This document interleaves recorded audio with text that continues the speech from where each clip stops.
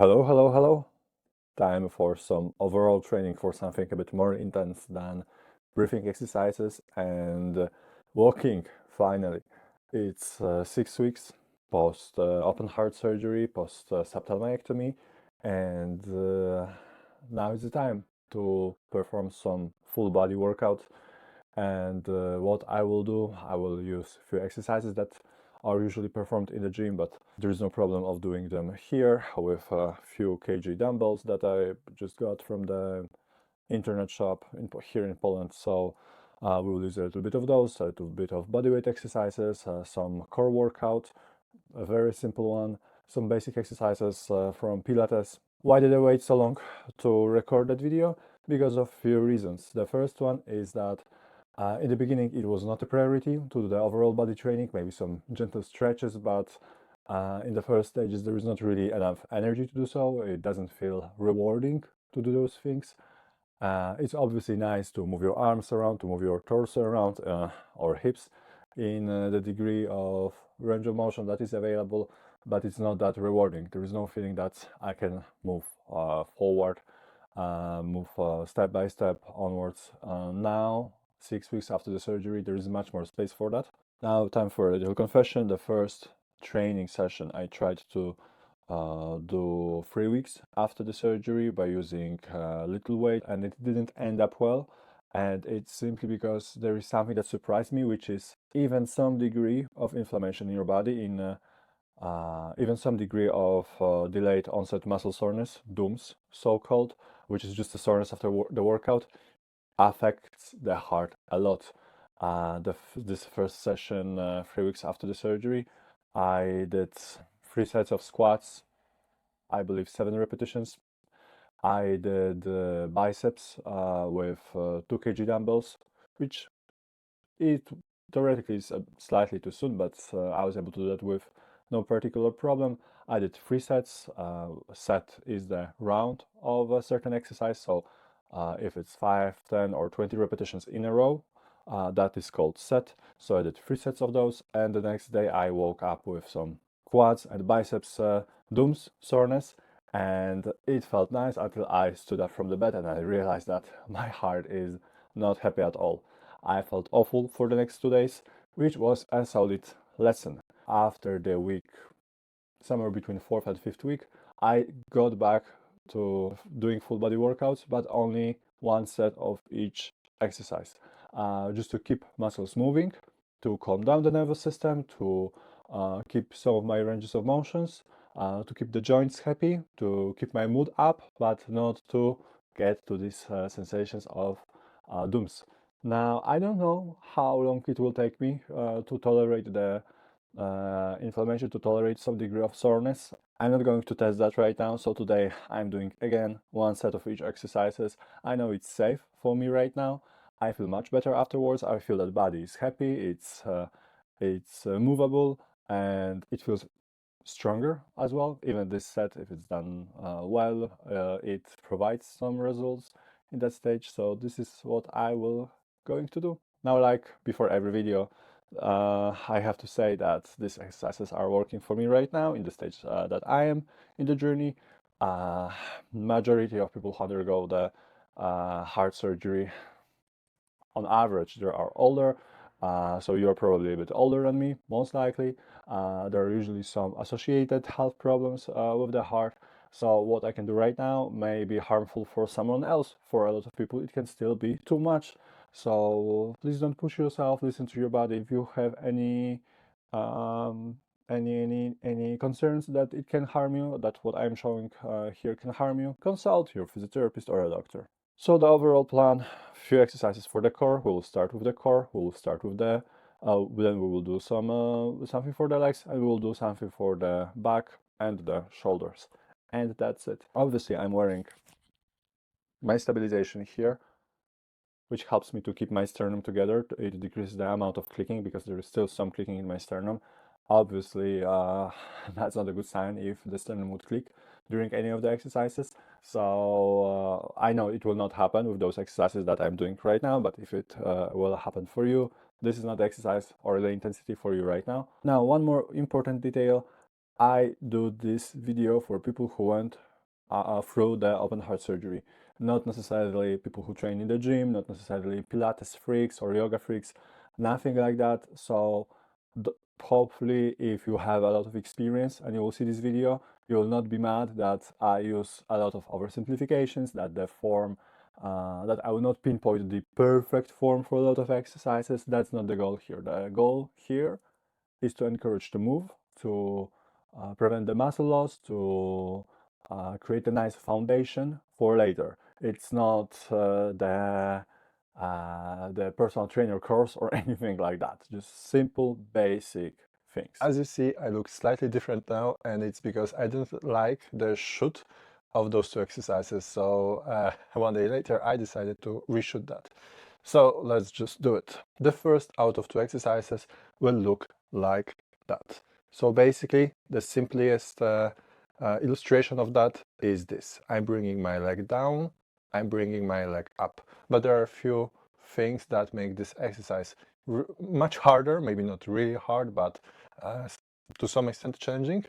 The first thing is that you want to stick your lower back fully to the ground. And when you bring your leg down, you do it slowly. Focus to don't allow your lower back to lift when you bring your leg down. What most of people would do would be something like this. Here we try to work in a way that core stabilizes us, that core doesn't allow our lower back to arch. So basically, breathe out, breathe in. A lot of people have a problem with clicking of the hip, and there are two ways how to avoid that. The first one, you really focus to don't allow for lower back to arch, because in most of the cases the click happens when someone let go of the core even a little bit. And the second way how to work around that is to move the knee slightly to the side or slightly inside. And this way you can find a position where the clicking doesn't happen. Why I lift my arms up? It's because the muscles of my back in this position help to stabilize my chest a bit, so it decreases the possibility that my chest will click. Obviously there are much harder versions of this exercise, but this generates pain right now, so it's not a good idea for me to continue. I want to allow this area after the surgery to heal a bit more.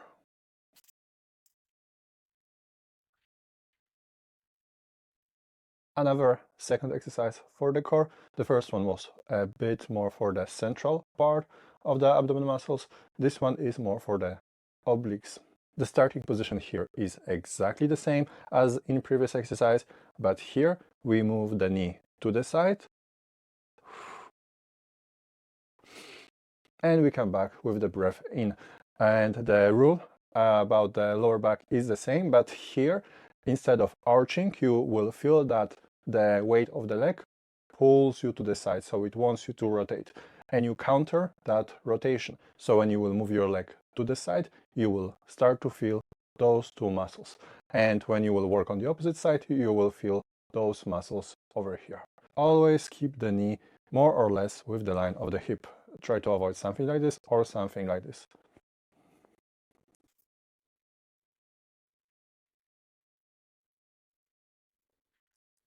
Another exercise, let's do something for legs.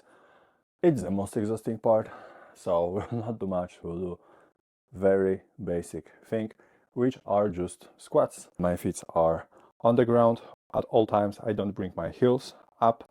When I go lower, the feet are slightly wider than my shoulders, slightly open. I will go for 10 nice slow repetitions.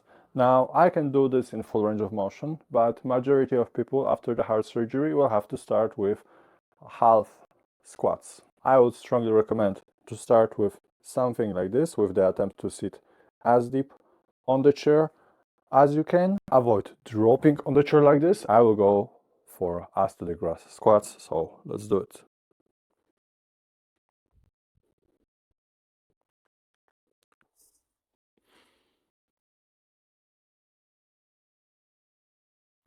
My knees click a lot, but what I know as a physiotherapist and what you will know in a moment is that clicking of the joint is not a problem in massive majority of the cases if it doesn't generate pain during the exercise, just after the exercise finished, or up to 48 hours after the exercise, then it's fine, especially in the knees.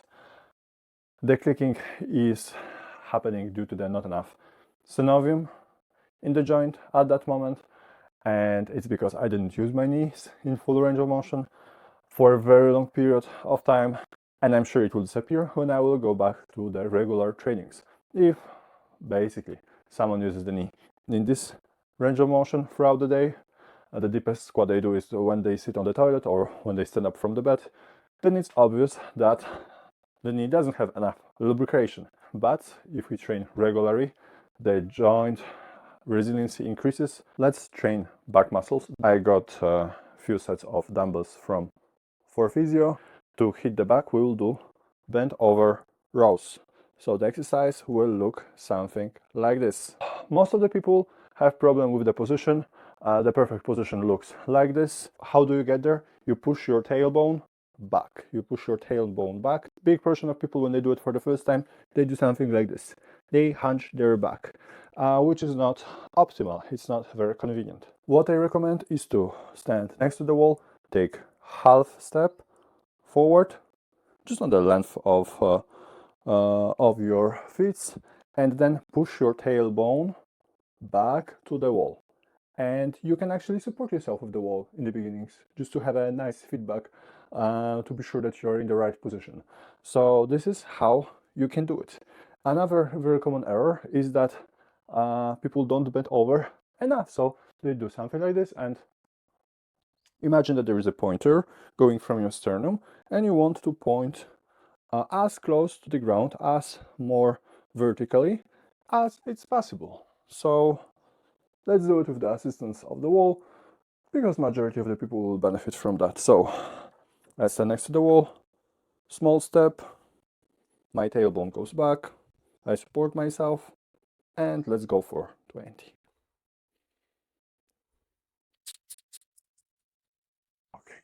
Okay, I waited for my breath to normalize, for my heart to normalize. Let's do one round of for the shoulders, for the deltoid muscles, those guys over here. Exercise looks like this.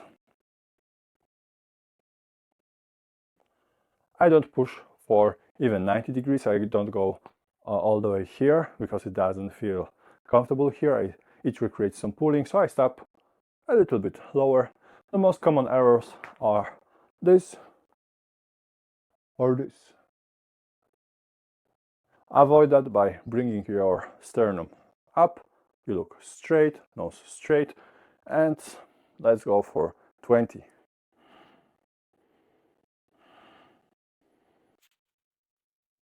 Another exercise is biceps. You can't do a mistake here. And 20 repetitions for triceps. The position is very similar to the position where we trained the back. So the movement looks like this. I keep my arms up and I extend both of my elbows. All right. In this exercise, if the position is too hard for you, you can sit on the chair without support, and then bend over while sitting, and keep your elbows as high as you can. The most common mistake is that a lot of people do something like this, just a pendulum. You need to keep your elbow high and then work against the gravity. In between 4 to 8 weeks after the open heart surgery, I can lift no more than 5 kg. So I fulfilled that requirement. Overall, I was using only 4 kg. Perfect. I got tired a bit. Now I will do some stretching, some nice stretching. And that's it. Time for breakfast. Time to do some nice things today. All right. See you guys.